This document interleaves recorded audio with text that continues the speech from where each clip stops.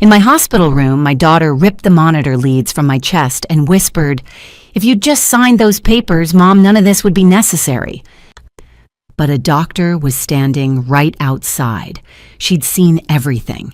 She stepped in, eyes sharp, voice calm. "Step away from the patient. Security is already on the way." My daughter's face went pale. My son-in-law started scrambling for excuses. But 10 minutes later, they were both in handcuffs. And I realized something that made my blood run cold. This wasn't panic. This was planned. Thank you for being here with me. Before we continue, please take a moment to let me know where you're watching from. Your city, your country, anywhere in the world. Reading your comments reminds me that I'm not alone in this. And just so you know, some parts of this story contain dramatized elements for storytelling and educational purposes. Some details have been adjusted, but the message behind it is meaningful and helpful. My daughter's voice cut through the fog of medication before my eyes could focus. Sharp, cold. Nothing like the voice that used to read me bedtime stories. Finally, she's been milking this for attention as usual. I tried to open my eyes fully, but the fluorescent lights felt like needles pressing into my skull. My body, all 60 years of it, felt like wet concrete. Heavy, unresponsive. Every breath sent jagged pain through my chest, and my right wrist throbbed beneath what felt like a cast. The last clear memory I had was metal folding in on itself, my car spinning, a stranger's voice yelling that help was coming, then sirens, then nothing but this tangled in wires, one arm wrapped in something stiff, my ribs screaming. "Mom, can you hear me?" Vanessa, my daughter. 34 years old, standing at the edge of my hospital bed like she was inspecting damage she didn't believe was real. Her husband Travis hovered behind her, checking his phone. I managed to nod, throat too dry to speak. I reached for the water cup, but my hand shook so badly I couldn't grasp it. Vanessa watched me struggle. Didn't help, just watched. "So dramatic," she said, glancing at the monitors beeping beside me. "You totaled your car for what, a few cracked ribs and a sprain?" Travis chuckled without looking up. I stayed silent, stunned. My throat burned and I didn't trust myself to speak anyway. Something felt wrong. Vanessa leaned closer, her eyes flicking to the heart monitor, showing my pulse, the steady rhythm that proved I was still alive. "This beeping is so annoying," she said. Then she whispered, "You know, if you just signed those papers last month like I asked, none of this would be necessary." Papers. My mind tried to grab the memory, but everything was swimming through morphine. What papers? Before I could process it, her hand moved. Not toward me, toward the monitor. I watched confused as her fingers wrapped around the cable connecting the sensors to my chest. She didn't hesitate, didn't look around. She just yanked. The leads came free, the screen went black. The alarm sounded within seconds, sharp, insistent beeping down the hall. I didn't move, didn't scream. Too tired, too hurt, too stunned. My own daughter. The girl I'd raised alone through double shifts and scraped together rent payments. She'd just tried to end my life. Travis moved near the door, casual, blocking. Footsteps pounded down the hallway, fast. Dr. Rebecca Sanderson stepped through before Travis could react. She was maybe 40, with sharp eyes that took in everything instantly, the dangling leads, Vanessa's hand, still near the equipment. My face frozen in shock. "Step away from the patient," she said, calm but steel underneath. "Now." Vanessa's mask slipped. She asked me to adjust it. "I know what I just saw." Dr. Sanderson reconnected the leads quickly. My heart rate appeared on the screen, again, elevated, hammering, but alive. She pressed the call button. "Security to room 407 and call Portland Police." "You're overreacting," Travis said. "We're her family." "You were interfering with medical equipment on a vulnerable patient." Dr. Sanderson positioned herself between them and me. To me, her voice softened. "You're safe now, Mrs. Harris." 2 security guards arrived first, then 2 police officers. The female officer asked if I felt safe. I didn't answer. Couldn't. But that was answer enough. They told my daughter and son-in-law they were being detained for interfering with medical equipment and endangering a patient. I watched Vanessa stumble over her words, deny everything, then go silent as security escorted them both out. The door clicked shut, and for the first time since I'd woken up, I didn't feel like I was the problem. But I also didn't feel safe, because as they led her out in handcuffs, my daughter, my only child, I heard the officer reading her rights. That's when it hit me. This wasn't panic or confusion. This wasn't a mistake. This was calculated. The detectives arrived within an hour of the incident. I sat propped up in bed, still tethered to monitors, my right wrist throbbing beneath the fresh cast. 2 officers, one older, gray-haired with a wedding band worn thin. The other younger, holding a tablet, pulled chairs close and spoke in low, steady voices. "Mrs. Harris, we need to understand what happened in this room today." I told them what I remembered. My daughter's cold eyes. The silence before she reached for the monitor, leads. The alarm. Dr. Sanderson rushing in. The officers took notes without interrupting. When I finished, the older detective nodded. "Dr. Sanderson has provided us with documentation," he said. "This wasn't the first time your daughter tried to interfere with your care." Dr. Sanderson entered the room, then carrying a thin folder. She set it on the bedside table and opened it carefully, her expression serious but calm.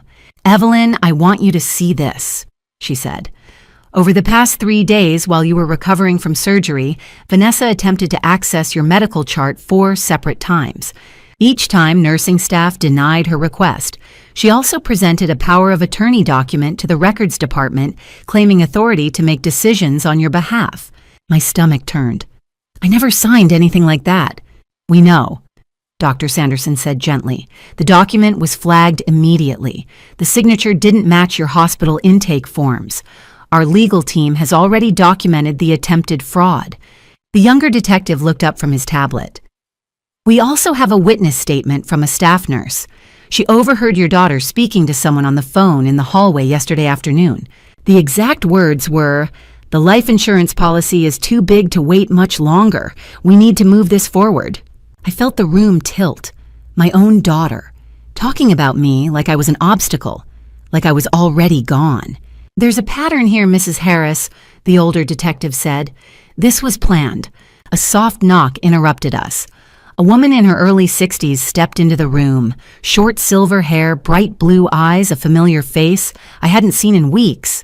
Dorothy Wagner, my best friend. My emergency contact. "Evelyn," she breathed, crossing the room quickly. She took my good hand in both of hers. "Thank God you're awake." "Dorothy, how did you—" "The hospital called me this morning," she said, her voice shaking slightly. "I drove straight from Beaverton. I've been in the waiting room for hours. They wouldn't let me up until the police finished their initial report." The officers exchanged a glance. "Ms. Wagner." The younger one said, "You mentioned on the phone that Vanessa Harris contacted you recently." Dorothy's jaw tightened. 2 weeks ago, she called me out of the blue, said she was worried about Evelyn, said Evelyn had been forgetting things, showing signs of confusion, maybe early dementia. She asked if I'd noticed anything. My breath caught. "Dorothy, I'm not—" "I know," Dorothy said firmly. "I told her you were sharp as ever, but she kept pushing. She wanted me to agree with her. She was planting seeds, Evelyn, trying to convince everyone around you that you were losing your mind." The older detective made a note. Classic isolation tactic. Undermine the victim's credibility with their support network. Dr. Sanderson spoke up. "We're moving Mrs. Harris to a secure floor, restricted access, only approved visitors, no exceptions." Dorothy squeezed my hand. "I'm staying with you tonight, and I've already called Vincent Monroe. He's an attorney who specializes in elder law. He's taking your case. He's willing to help." "He insisted," Dorothy said. "He'll be here first thing tomorrow morning." The officers stood. "We'll be in touch, Mrs. Harris. Vanessa and Travis Brennan are in custody. They'll be arraigned tomorrow. You're safe here." After they left, the room felt smaller, quieter. Dorothy helped me settle back against the pillows. My phone, still sealed in a plastic property bag, sat on the bedside table. Through the clear plastic, I could see the screen lighting up. Again, and again, and again. 23 missed calls, all from Vanessa. The threats had already begun. The nurse brought my belongings back the next morning. A clear plastic bag sealed with a hospital label, 1 wallet, 1 set of keys, 1 phone. The screen was cracked, spider-webbed fractures radiating from the upper left corner, but when Dorothy pressed the power button, it lit up. "Let's see what we're dealing with," she said quietly. I unlocked it with shaking fingers. The notification screen was a wall of red. 47 missed calls, all from Vanessa, all between midnight and 6 in the morning. Dorothy pulled a chair close. "May I listen to the voicemails?" I nodded. Oregon is a one-party consent state. If I agreed, she could legally record everything. She put the phone on speaker and pressed play. The first message was soft, almost gentle. "Mom, it's me. I know you're upset, but this is all a misunderstanding. Please call me back." The second was more insistent. "Mom, you're not thinking clearly. The medication is affecting your judgment. You need to talk to me." By the fifth message, the tone had shifted. "You're making a huge mistake. You're going to regret this." By the 10th, the mask was gone. "You think you can just cut me out after everything I've done for you. Don't think I'll let that happen." Dorothy's jaw tightened. She pulled out her own phone and started recording each voicemail one by one. Evidence. When the voicemails ended, I sat in silence. Dorothy scrolled further back. "Evelyn, when did Vanessa start asking you for money?" "I don't know. A year ago, maybe longer." She opened my text message history, months of conversations. Vanessa asking for $2,000 for car repairs, $5,000 for medical bills, $3,000 for an emergency. I'd sent the money every time. I was her mother. But the messages after each transfer were the same. When I asked about repayment, Vanessa's replies turned sharp. "Mom, you're getting confused again. We talked about this. You said it was a gift. You don't remember, do you? Maybe you should see a doctor." Dorothy's voice was steady. "She's been setting this up for months, building a narrative that you're losing your memory." I felt sick. "Evelyn," Dorothy said gently, "we need to check your bank accounts. Now." My hands were shaking as I opened the banking app, joint with Vanessa set up years ago when she was in college. I'd never removed her name. The screen loaded. Checking account. Balance $3,247.82. I stared at the number. There should have been $47,000. Dorothy leaned over my shoulder. "Scroll down, check the transaction history." I scrolled. March 15th. Withdrawal. $15,000. March 10th. Withdrawal. $12,000. February 28th. Withdrawal. $8,200. On and on, dozens of withdrawals, all in the last 3 months. Dorothy frowned. "Why didn't you get alerts?" I tapped on the account settings. My stomach dropped. Contact information primary. Email v.harris.notifications@gmail.com. Primary phone 97155588834. Not my email, not my phone. "She changed it," I whispered. "All the alerts went to her, not mine." When Dorothy asked, I checked the history. Contact information last updated January 18th, 2024. 3 days after I'd given her my debit card during my surgery recovery. "She planned this from the beginning," Dorothy said. She was already dialing. "Vincent Monroe, we need you here now. Evelyn's accounts have been drained." Monroe's voice came through the speaker. "Take screenshots of every transaction. Forward them to my office. Evelyn, do you have any life insurance policies?" I nodded. $250,000. Vanessa is the beneficiary. A pause. "Not anymore," Monroe said. "We're changing that today." I stared at the number on the screen. $3,247. 40 years of my life reduced to a balance that wouldn't cover 2 months' rent. Dorothy's hand rested on my shoulder. "Evelyn, breathe." I couldn't. The room felt too small, the walls too close. I'd worked for 40 years. 40 years as a medical secretary. Modest pay, no bonuses, no windfalls, just steady, careful saving. $200 one paycheck, $500 the next, $800 if I skipped the holiday gifts or canceled the cable. Every dollar had a story. The vacation I didn't take in 1993, the car I drove for 12 years instead of replacing, the dinners I cooked at home while my coworkers went out. Gone, all of it, in 3 months. Dorothy scrolled through the transaction history again. "Evelyn, when did Vanessa get access to your debit card?" I closed my eyes trying to remember. January. I had a minor surgery. Gallbladder removal. I was recovering at home for 2 weeks. Vanessa offered to help with groceries, bills, prescriptions. I gave her my card to make things easier. And you never asked for it back. She's my daughter, I whispered. I trusted her. Dorothy's expression was tight controlled. She's been stealing from you since January. $15,000 on March 15th, $12,000 on March 10th, $8,500 on February 28th. Smaller amounts before that. She waited until you were vulnerable, and then she drained you dry. Monroe's voice came through the speakerphone still on the bedside table. Evelyn, I need you to check your email. Search for messages from your life insurance company, Mutual of Oregon.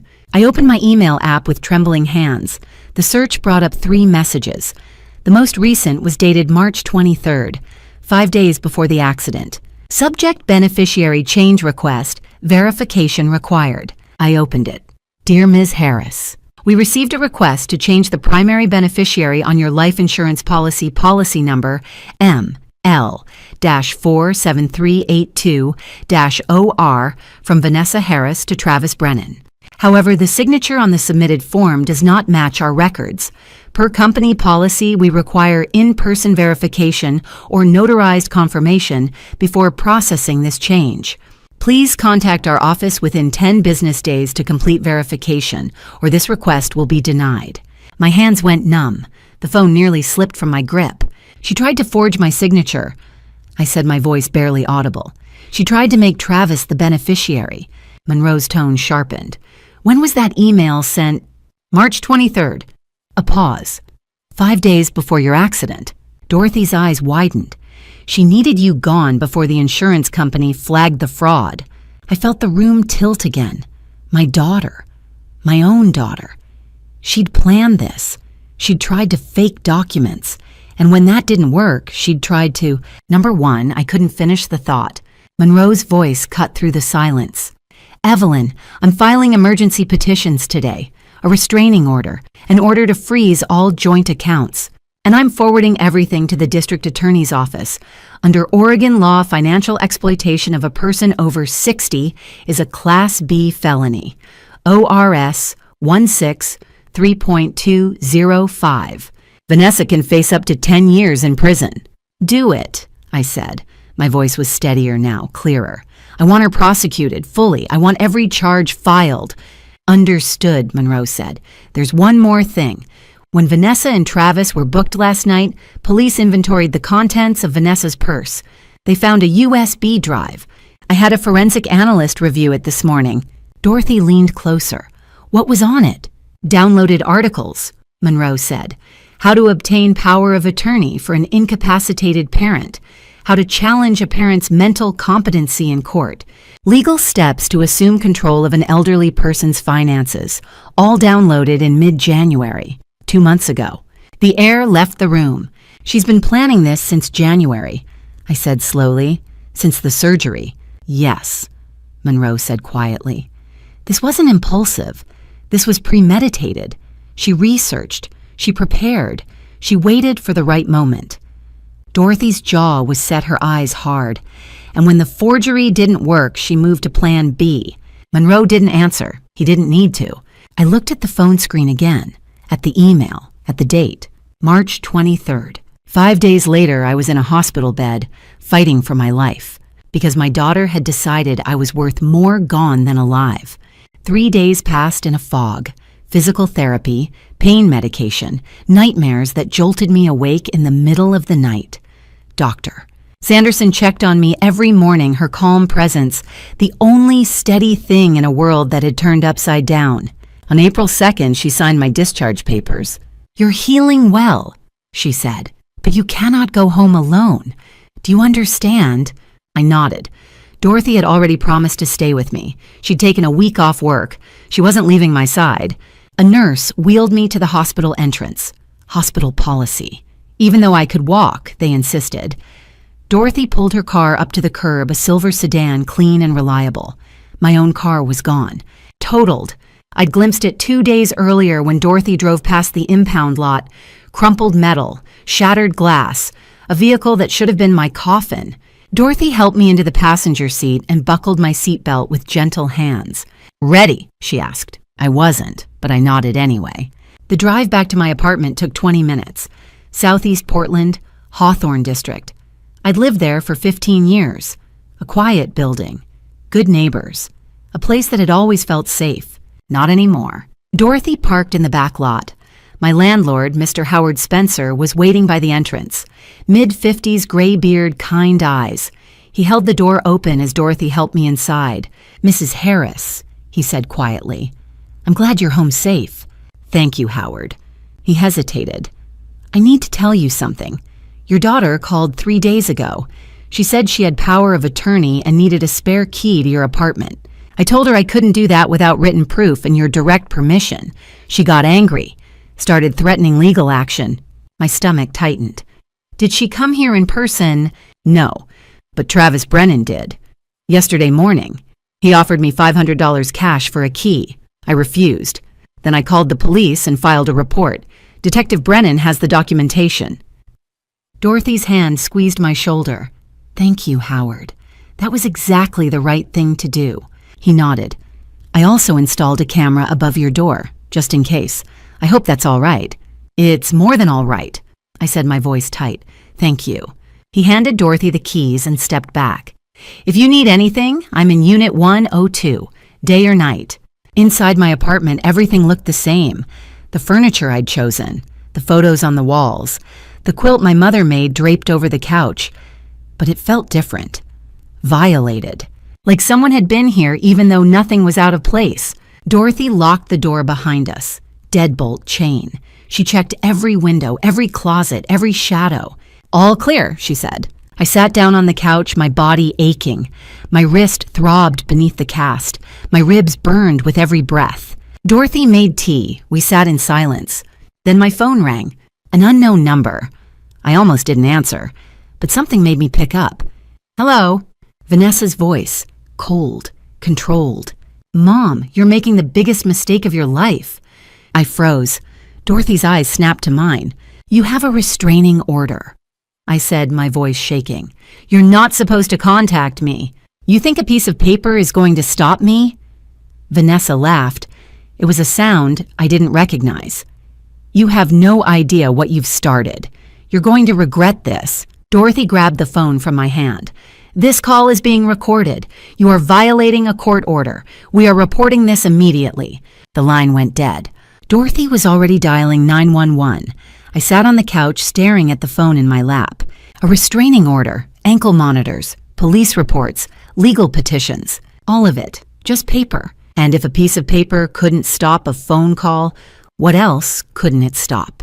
The next morning, I opened the front door to retrieve the newspaper. A photograph slid across the threshold and landed at my feet.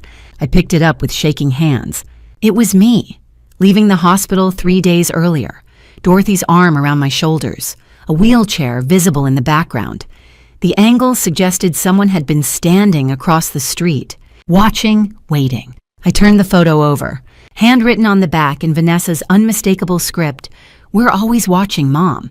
Dorothy appeared in the doorway. She took one look at the photo and her jaw tightened.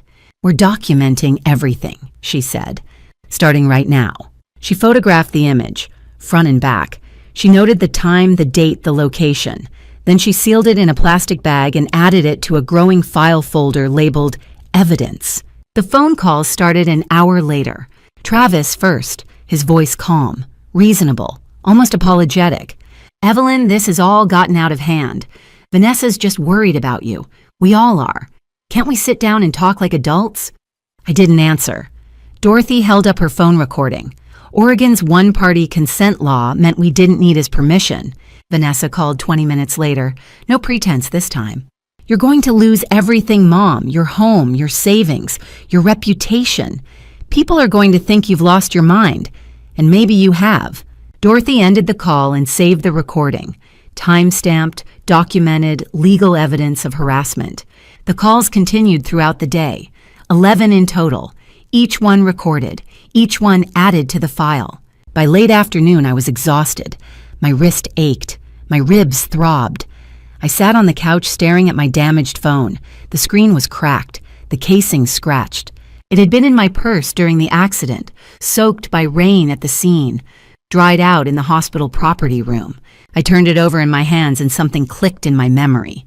"Dorothy," I said slowly, "I was using my voice memo app that morning." She looked up from her laptop. "What?" "The morning of the accident. I was driving to the grocery store. I always use the voice memo app to record my shopping list. It helps me remember things. I was talking into the phone when my breath caught. When the accident happened." Dorothy crossed the room in 3 steps. "Evelyn, are you saying your phone was recording during the crash?" "I think so. I don't remember turning it off." She took the phone carefully. "Can you access the app?" I tried.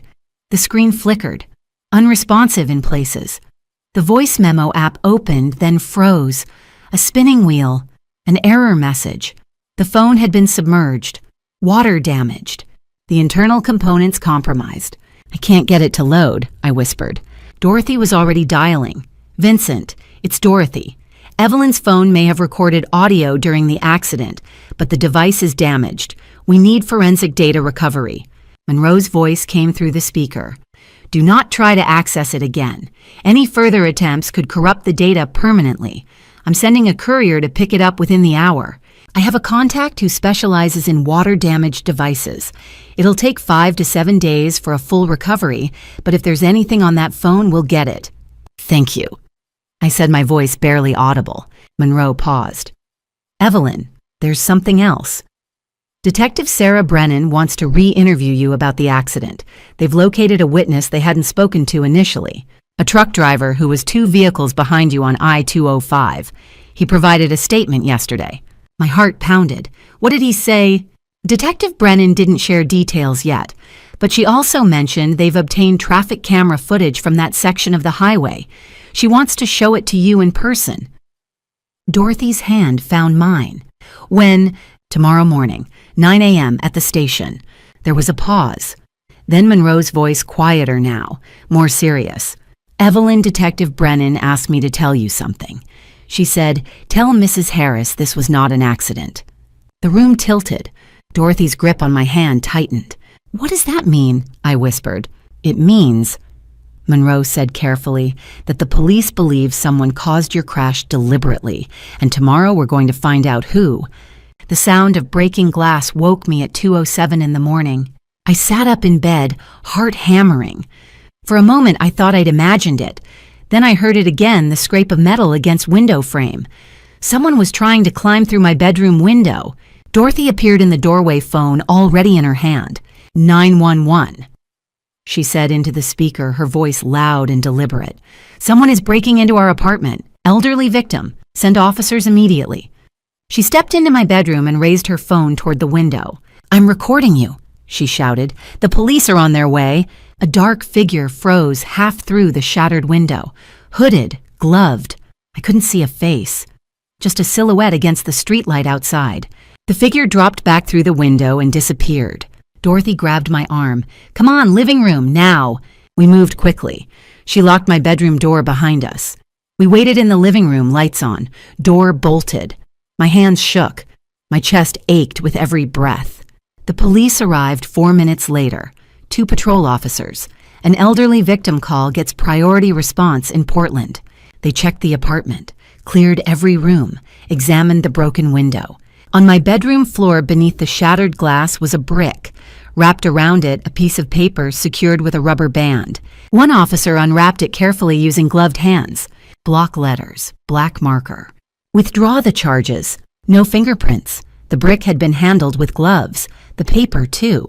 The second officer reviewed the building's security footage on a laptop. A figure in a dark hoodie had entered through the front door at 1:53 a.m. The door had been propped open, a violation of building policy. The figure moved quickly toward the rear stairwell. But the bedroom window faced the side alley, a blind spot. No camera coverage. "Can you identify the person?" Dorothy asked. The officer shook his head. "Height suggests male, approximately 5'10". Build doesn't match the descriptions we have for Travis Brennan or Vanessa Harris. This is someone else. An accomplice," I whispered. "Most likely," the officer said. "We'll forward this to Detective Brennan. But Mrs. Harris, I have to be honest with you. This apartment is no longer safe." Dorothy's jaw set. She's coming with me. We're leaving tonight. Now, I asked. Right now. We packed in silence. Clothes, medication, documents, everything that mattered crammed into 2 suitcases and a duffel bag. 15 years in this apartment. Gone in one night. At 3:30 in the morning, we carried the bags downstairs. The officers waited by Dorothy's car, scanning the street. One of them stiffened. There, he said, pointing. Across the street, between the streetlights. A shadow, someone standing motionless, watching. The officer crossed the street, flashlight raised. By the time he reached the spot, the figure was gone. Let's get you out of here, the second officer said. Dorothy drove. I sat in the passenger seat, staring out the window. The city blurred past, familiar streets. All of it felt distant now. Where are we going? I asked quietly. My place, Beaverton, 90 minutes away. We'll be there by 5. I nodded. Then I said the words I'd been thinking since the brick came through my window. I want to leave Portland, Dorothy, for good, somewhere they can't find me. She didn't answer right away, just reached over and squeezed my hand. We'll figure it out, she said, one step at a time. Dorothy handed me something as we merged onto the highway, a basic smartphone, still in the box. Picked this up yesterday, she said. Prepaid, your number's already ported. Monroe has it, so do the police. I took it. My damaged phone was somewhere in a forensic lab. This would have to do. As I unlocked the screen, a text came through. Monroe, sent at 5:04 a.m. Forensic team finished early. Recovered your voice recording. Sending encrypted file now. Evelyn, prepare yourself. What's on this recording will change everything. My hands went numb. Dorothy glanced over, saw my face. What is it? I showed her the message. Her expression shifted from exhaustion to something sharper. We're listening to it together, she said. Right now. If you're still here, pause for a moment and tell me. Do you think what just happened was right, or did it cross a line? Share your honest view in the comments before we go any further. And just so you know, the next part includes some dramatized elements for storytelling and reflection. If you'd rather stop here, that's completely okay. Dorothy's kitchen, 5 in the morning. The world outside still dark. I sat at the table, the new prepaid phone in front of me, Dorothy beside me. Vincent Monroe's voice came through the speaker, steady and professional. Detective Sarah Brennan had joined the call moments earlier. My damaged phone, the one that had been in my purse during the crash, was still at the forensic lab, but they'd extracted the audio file, sent it to Monroe, and now Monroe was forwarding it to this temporary device. The file is 4 minutes and 12 seconds, Monroe said. 90% recovery. The critical sections are intact. My finger hovered over the play button. I couldn't move. Dorothy's hand covered mine. Together, she said quietly. I pressed play. 0000 to 0045. My own voice, calm, ordinary, reading aloud. Milk, eggs, bread, the crackers. Dorothy likes the ones with rosemary, olive oil. The sound of windshield wipers, NPR in the background, rain drumming on the roof of my car. 0046 to 0110. My voice changing, uncertain. Why is that car so close? They're right on my bumper. A pause, then sharper, afraid. Oh God, they're going to 0111 to 0130. The crash, metal crunching, glass shattering. My own scream cut short. I flinched. Dorothy's grip tightened. 0131 to 0215. Silence. Rain. The faint hiss of a damaged engine. I'd been unconscious. 0216 to 0245. 2 car doors opening. Footsteps. Close. Getting closer. 0246 to 0320. A voice, cold, familiar. Vanessa. Is she gone? Check if she's gone. I stopped breathing. Travis. His voice shaking. I can't, there's so much. Vanessa sharper now. Is she breathing? Look at her chest. The sound of someone trying the car door. Travis. It's jammed. I can't get it open. 320 1 do 3410 i 5. Vanessa panicking. Someone's stopping. I hear sirens. Travis desperate. What do we do? Vanessa clear and decisive. Get out of here. Now. Move. 0346 to 0412. Running footsteps. An SUV engine roaring to life. Tires squealing.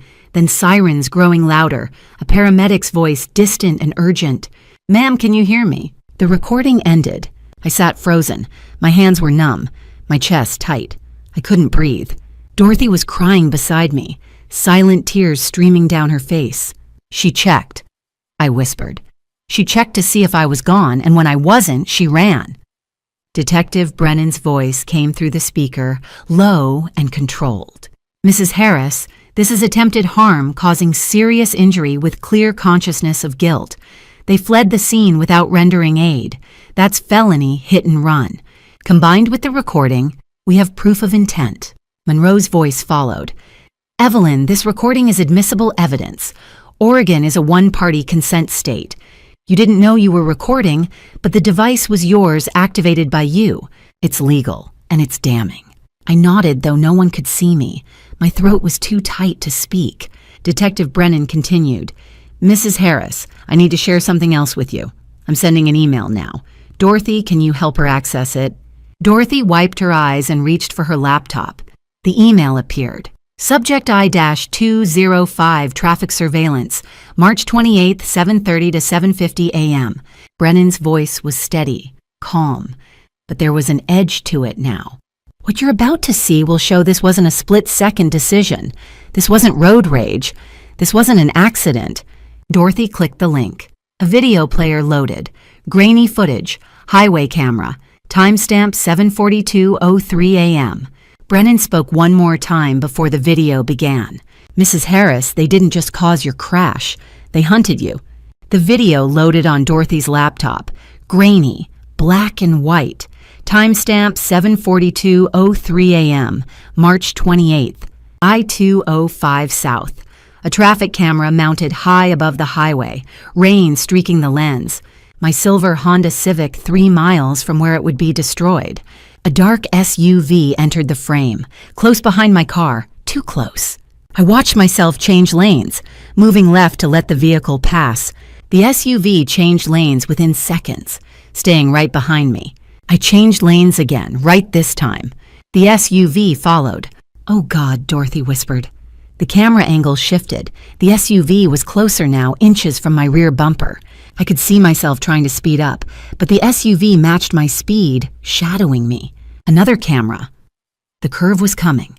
The guardrail ahead, a sharp bend where the highway dipped south. The SUV accelerated, hard. It closed the distance in seconds. Then it struck. The impact was deliberate, precise. The SUV slammed into my car's rear quarter panel right behind the driver's side door.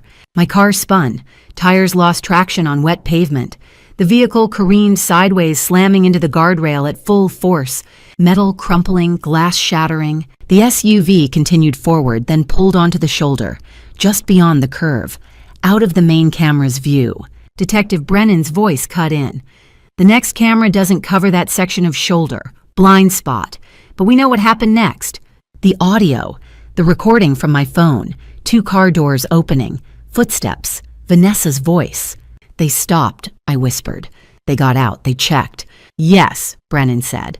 The footage picks them up again 47 seconds later. The screen shifted, a different angle.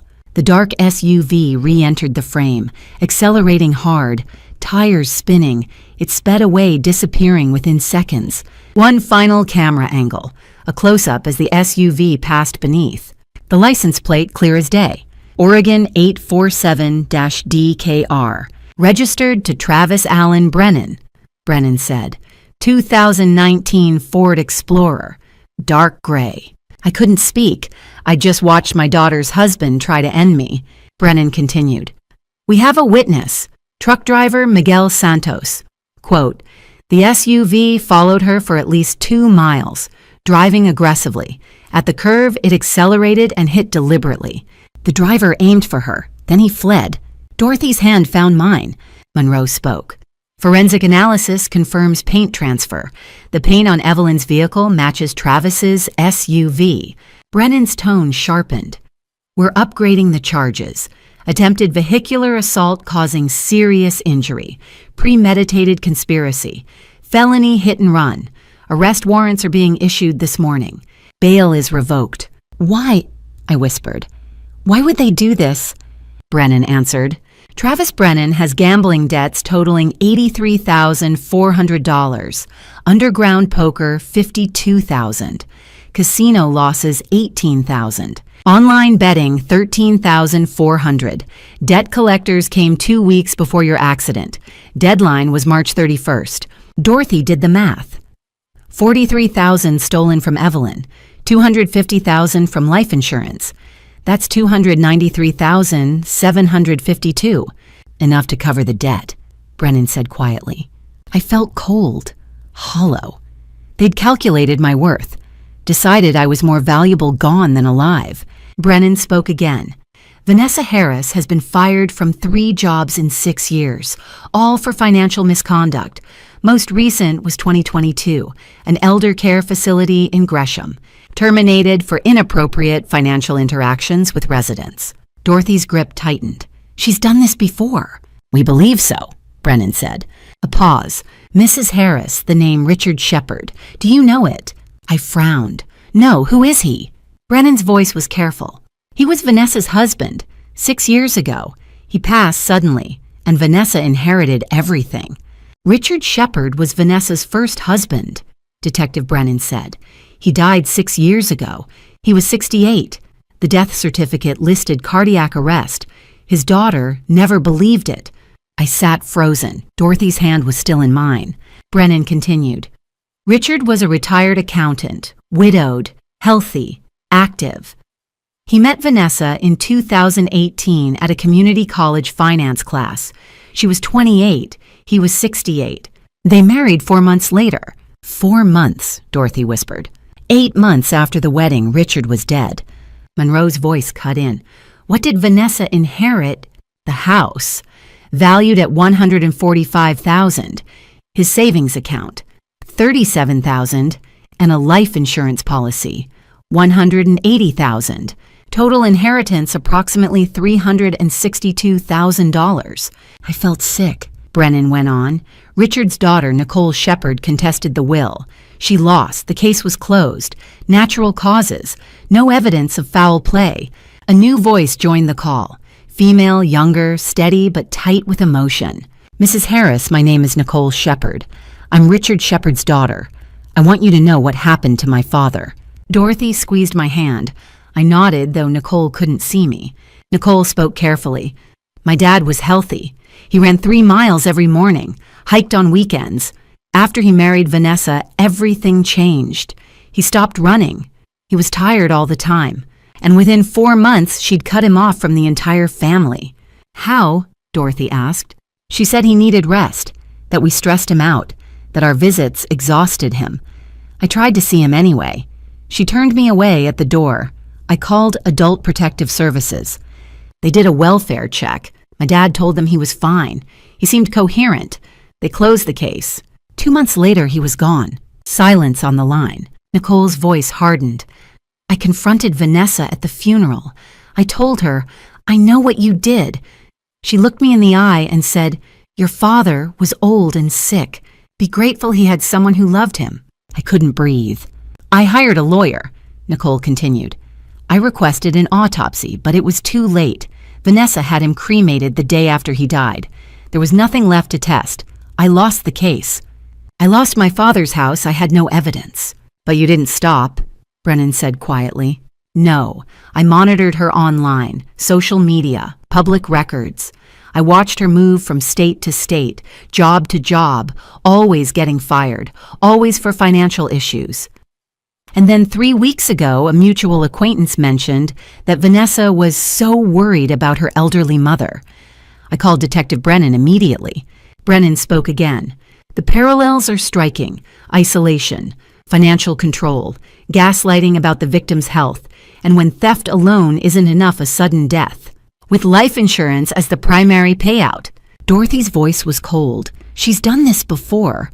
We believe so, Brennan said. I've petitioned the court for exhumation of Richard Shepard's remains. Modern toxicology can detect certain poisons in bone marrow even after 6 years. If Vanessa used medication to induce cardiac arrest, we may still find traces. Monroe added, and there's no statute of limitations on murder. My hands were shaking. I'd thought Vanessa's plan was about money, about desperation, but it wasn't. She'd done this before. She was practiced, calculated, a predator who hunted the elderly and the vulnerable. Brennan's voice shifted, harder now. Mrs. Harris, when we rearrested Vanessa and Travis this morning, we executed a search warrant on Travis's vehicle.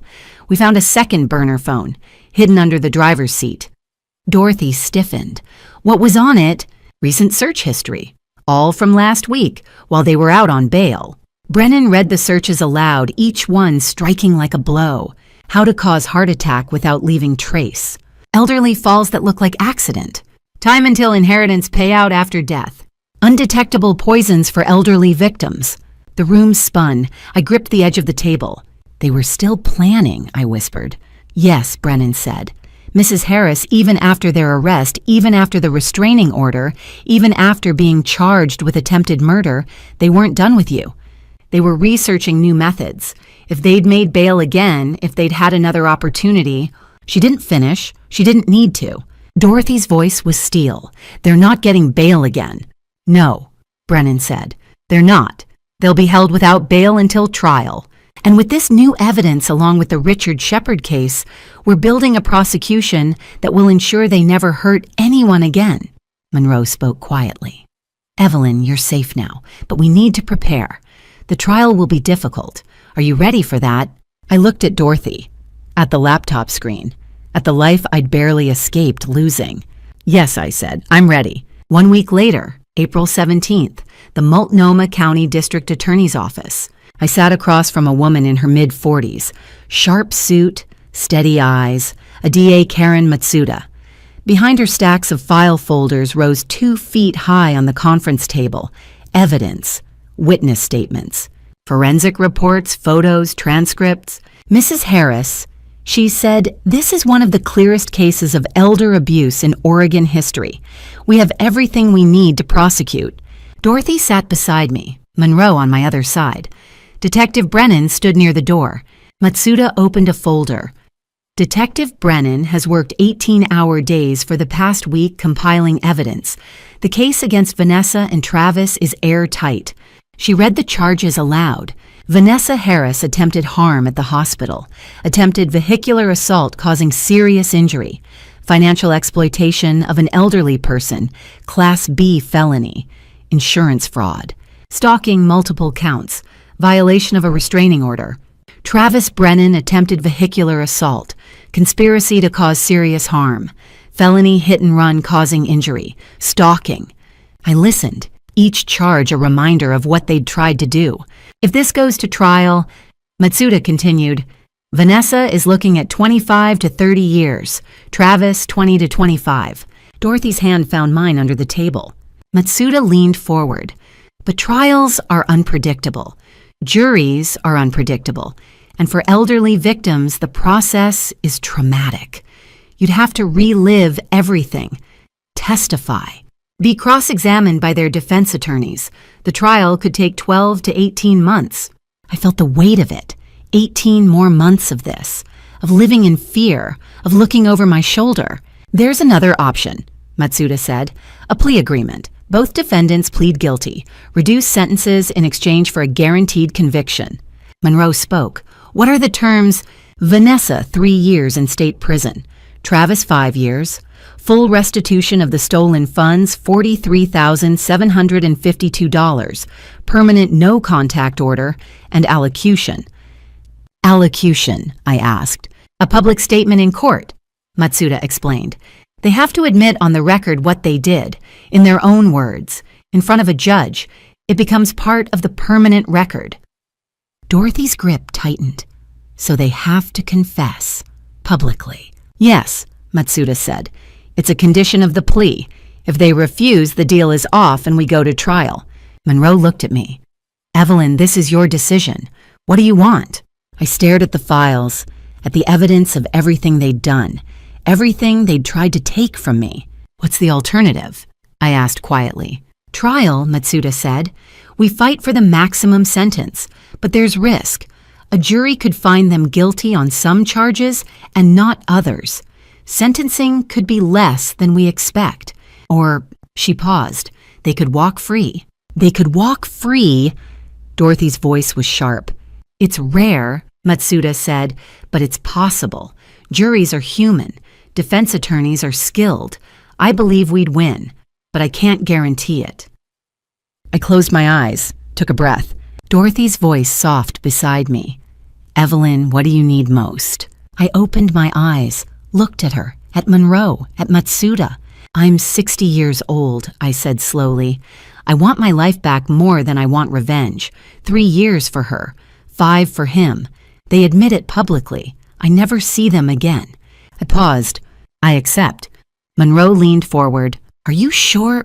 Yes, I said. My voice was steady now, clear. I don't want to spend the next year and a half reliving this in a courtroom. I want to start over. I want to heal. Matsuda nodded. Then we'll move forward with the plea. The restitution will be handled in 2 parts. We've already recovered $31,000 from Vanessa's accounts. The remaining $12,752 will be garnished from their prison wages over time. How long will that take? Dorothy asked. Years, Matsuda admitted. But it's guaranteed. They can't discharge it. They can't escape it. I nodded. It was enough. Detective Brennan's phone buzzed. She stepped into the hallway, returned a moment later, her face tight. Exhumation results, she said. Everyone turned.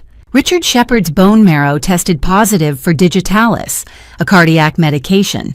He'd been prescribed 10 milligrams daily for a mild arrhythmia.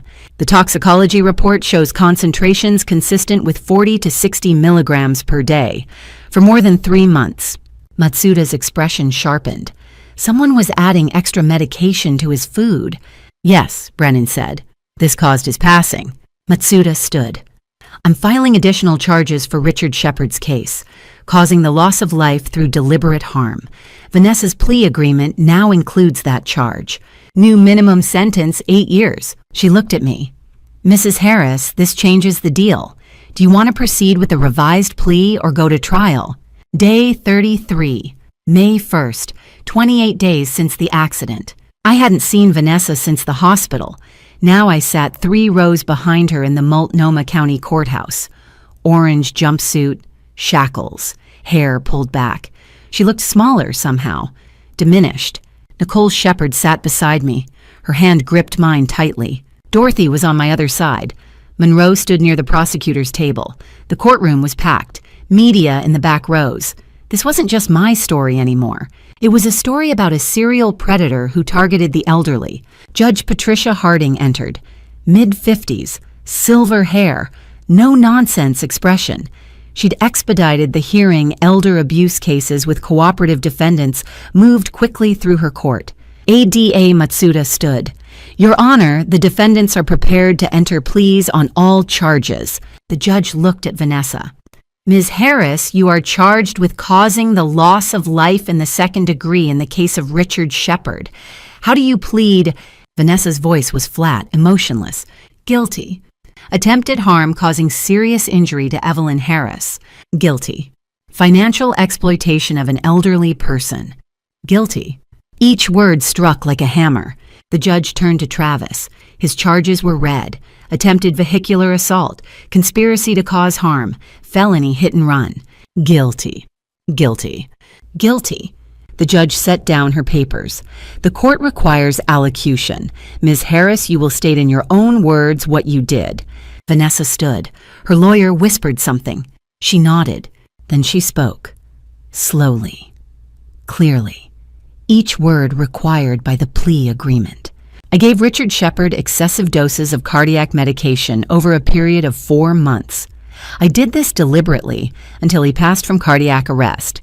My purpose was to inherit his money and property. She paused, took a breath. I attempted to end my mother's life by disconnecting her life support equipment in the hospital. Before that incident, my husband and I deliberately caused a car accident intended to harm her fatally.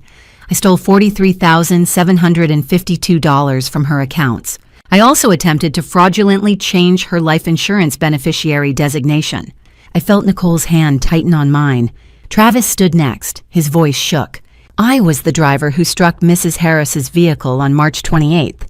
I followed her vehicle for 3 miles on Interstate 205. I deliberately rammed her car intending to cause a fatal accident. I fled the scene without offering aid. I conspired with Vanessa Harris to harm Mrs. Harris for financial gain. He sat down. The courtroom was silent. Judge Harding looked at me. Mrs. Harris, you may deliver your victim impact statement. I stood. My legs shook. Dorothy stood with me, steadied me. I looked at Vanessa. She wouldn't meet my eyes. I raised her alone, I said. My voice was stronger than I expected. I worked 2 shifts so she could have dance lessons and go to college. I taught her to read. I trusted her with everything. I paused. She repaid me by trying to end my life. Twice. She stole 40 years of my savings. She manipulated me. She isolated me from everyone who cared about me. My voice hardened, but I survived, and I will spend the rest of my years living for myself, not in fear, not looking over my shoulder. I looked directly at Vanessa now. She was staring at the table. I do not forgive her. I do not wish her well. I only hope I never have to see her again. I sat down. Dorothy's arm went around my shoulders. Nicole stood next. Her voice was steady, clear. Vanessa Harris took my father's life 6 years ago. I spent 6 years waiting for someone to believe me, waiting for justice. Thank you, Mrs. Harris, for being strong enough to stop her before she could do this to anyone else. She sat, wiped her eyes. Judge Harding delivered the sentence. Vanessa Harris, you are sentenced to 8 years in the Oregon Department of Corrections. Travis Brennan, 7 years. Full restitution of stolen funds. Permanent no-contact order upon release. The gavel struck. 2 officers moved forward. Vanessa stood, Travis beside her. As they were led toward the side door, Vanessa turned, just for a moment. Our eyes met. I waited, searched her face for something, remorse, regret, anything. Her lips moved, no sound, just the shape of the words. This isn't over. Then the door closed, the locks engaged. I sat frozen. Dorothy leaned close. What did she say? I couldn't answer, because I knew. Prison bars wouldn't change her. They would only delay her. Day 40, May 8th, 1 week after sentencing. Salem, Oregon, 60 miles south of Portland, 1 hour by car. But it felt like a different lifetime. Dorothy and I loaded the last box into the rental truck. I looked back at the apartment. 15 years. The place where I'd raised Vanessa. The neighborhood I'd called home. The city where my daughter had tried to end my life. I was 60 years old, and I was starting completely over. My wrist was still in a cast. 2 more weeks. My ribs ached when I lifted anything heavier than a book. But I could pack with one hand. I could drive. I could leave. We didn't take much. Most of the furniture stayed behind. Too many memories embedded in every piece. Dorothy drove the truck. I followed in her car. Interstate 5 stretched south. Portland's skyline shrank in the rearview mirror. Salem appeared ahead, smaller, quieter, softer. West Salem, tree-lined streets, older homes with wide porches, gardens everywhere, peaceful. The apartment complex was 2 stories, built in the 70s, well-maintained. My unit was on the ground floor, safer, easier. 1 bedroom, a small kitchen, a patio overlooking a shared garden, roses, lavender, bird feeders hanging from the eaves. It was nothing like the place I'd left, and that was exactly what I needed. We unloaded in silence. Dorothy hung curtains. I stacked books on shelves with my good hand. Marcus, a man in his 30s from the unit below, appeared at the door. Need help with anything heavy? He asked. Dorothy handed him 2 boxes. Thank you. An hour later, another knock. A woman in her 60s, flour dusted on her apron. Warm smile. Welcome to the building, she said. I'm Gloria Bennett. I live across the hall. She held out a basket. Homemade sourdough rolls, still warm. The scent of rosemary filled the doorway. I bake every week, she said. If you ever want to learn sourdough, I'm happy to teach. It's easy once you get the hang of it. I took the basket throat tight. Thank you, that's very kind. She smiled and left. Dorothy looked at me. This place is different. Yes, I said quietly. It is. By evening, we'd unpacked most of the essentials. We ordered pizza, sat on the patio, watched the sun set over the garden. Birds sang in the trees. "How does it feel?" Dorothy asked. I thought about it. "Strange, empty, but safe." She nodded. "I can stay tonight if you want." "No," I said. "I need to prove to myself I can do this." Dorothy squeezed my hand. "You survived her, Evelyn. You can survive this." She left an hour later. I stood at the door, watched her car pull away. Then I turned back to the apartment. Silence. I checked the locks, twice, then sat on the couch, just breathing. No ghosts of Vanessa here. No memories of her voice, her lies, her cold eyes. Just the sound of birds outside and the safety of distance. That night, I slept without nightmares for the first time in months. At 11:47, my phone buzzed. A text from Monroe. Restitution update. Total of $34,200 recovered from frozen accounts and seized assets. Remaining $9,552 will be garnished from prison wages over time. You're getting your life back, Evelyn. $1 at a time. I typed back with one hand. "Thank you for everything." His reply came immediately. "You did this. You survived. The rest is just paperwork." I set the phone down, closed my eyes. Tomorrow I would wake up in a new city, a new home, a new life. Tonight I would sleep without fear. For the first time in years, August 8th, 3 months since sentencing. Some mornings I still woke to the sound of footsteps that weren't there. A reflex, hypervigilance. Dr. Hutchins said it would take time, but more often now I woke to bird sounds, to Mrs. Bennett's wind chimes, to children playing down the street. This morning I realized something. I wasn't just surviving anymore, I was living. 3 months of weekly sessions with Dr. Pamela Hutchins, a trauma specialist. The first month I couldn't talk about Vanessa without crying. The second month, I processed guilt. What did I do wrong? Dr. Hutchins repeated the same words until they finally sank in. "You didn't create her cruelty, Evelyn. You survived it." Now I saw her every 2 weeks. Progress. We focused on boundaries, self-worth, identity beyond being Vanessa's mother. It was still hard. I checked the locks twice every night. Occasional nightmares, lingering guilt. But I was sleeping better, eating regularly, smiling sometimes. My wrist cast had come off last month. My ribs had healed. I could breathe without pain. In mid-June, I started working part-time at the Salem Public Library. 3 days a week, 4-hour shifts. I didn't need the money. The restitution covered basics. But I needed the routine, the purpose. My co-workers were kind. They didn't know my story. Mr. Albertson, 82, came in every Tuesday. "You're very patient," he said once. "Not many people treat us old folks like that." I smiled. I know what it's like to be underestimated because of age. 2 afternoons a week, I taught Tech for Seniors at the Senior Center. 8 to 10 students. Email basics, video calls, safe online banking. Many were isolated, newly widowed, estranged from family. I shared carefully. I was isolated too. Family can be toxic. Choosing yourself is completely okay. Barbara, 67, confided her son had stolen money from her account. I gave her Monroe's card. "Call him, he helped me." She cried, thanked me. I was finding purpose in the pain. Dorothy came the first Saturday of every month, a tradition. We had lunch at the Silver Sage Cafe. The barista knew my order. "Decaf latte extra hot, Mrs. Harris." "Yes, thank you." Dorothy smiled. "You look different, lighter." "I feel different," I said. Most days. Our friendship had deepened. It felt like sisterhood now. Monroe checked in quarterly. Vanessa was at Coffee Creek Correctional Facility. Minimum security. Good behavior. She'd always been good at manipulation. Travis was at Snake River. No appeals. No contact attempts. The no-contact order remained intact. Earliest parole, May 2029. 4.5 years away.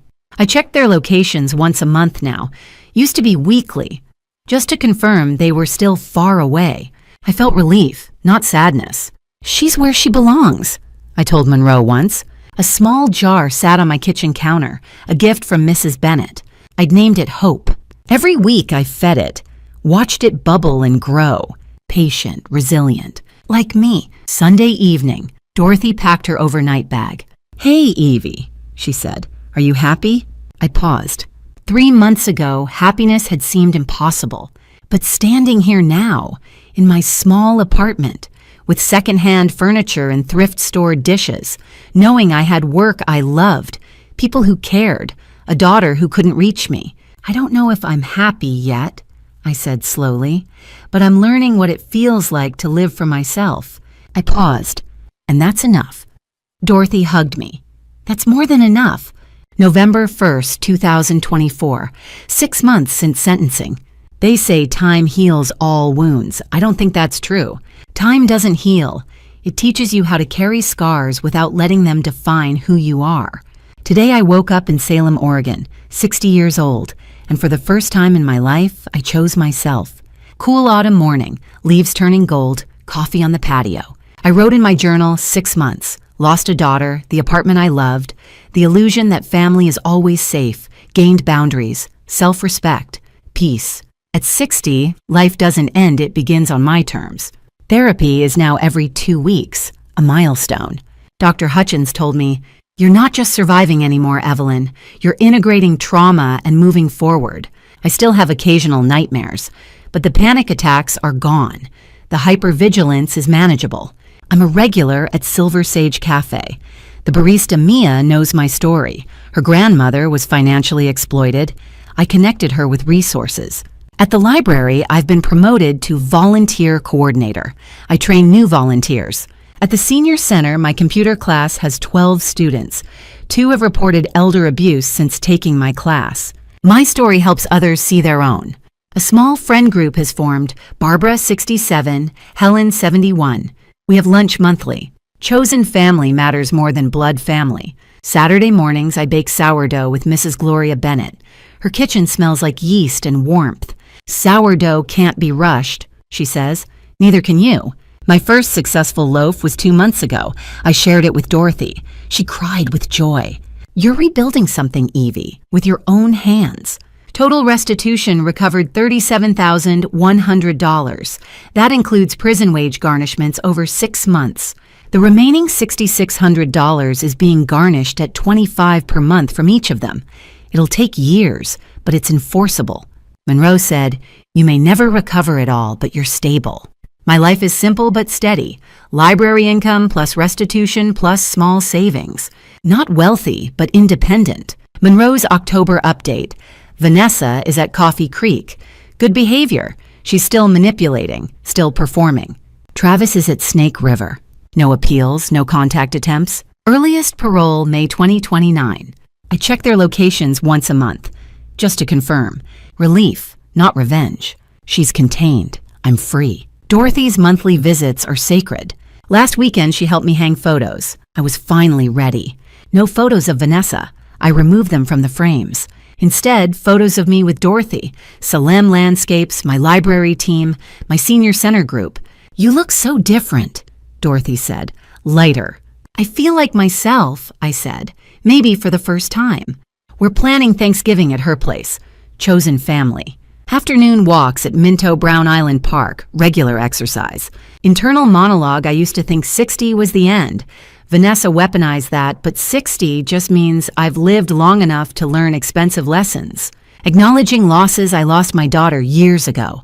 I grieved the daughter I thought I had, not the person she was.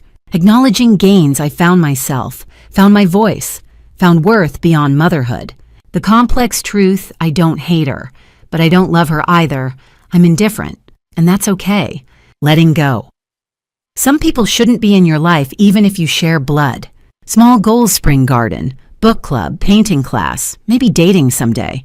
Bigger goals, advocacy. Monroe connected me with the Oregon Elder Abuse Prevention Alliance. I've been invited to speak at an Adult Protective Services training next month. Purpose from trauma. Evening. Patio. Sunset. A text from Nicole. Thinking of you. 6 months since justice. Thank you for helping my father finally rest. I replied, thank you for helping me survive. Your strength gave me strength. At 60, I've learned I matter. My safety matters. My peace matters. I don't owe anyone, even my own daughter, access to my life if they use it to harm me. Boundaries aren't cruelty. They're survival. They're love for yourself. I spent 60 years believing blood makes family. Now I know family is who shows up when you're broken and helps you rebuild. I am Evelyn Marie Harris. I am 60 years old. I survived a car crash. I survived my daughter's attempts to end my life. I survived financial devastation.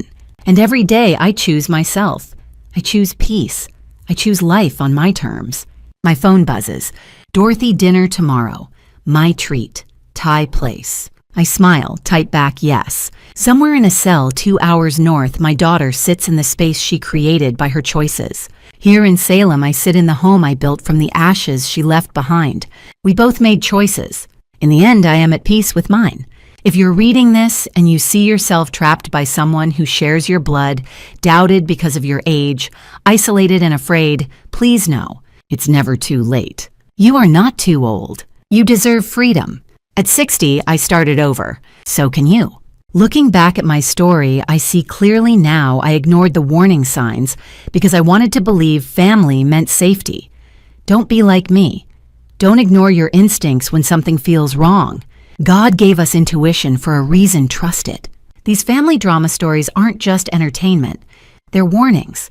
When someone, even your own child, isolates you, controls your finances, or makes you question your own mind, that's abuse. Family drama stories like mine teach us that blood doesn't guarantee loyalty.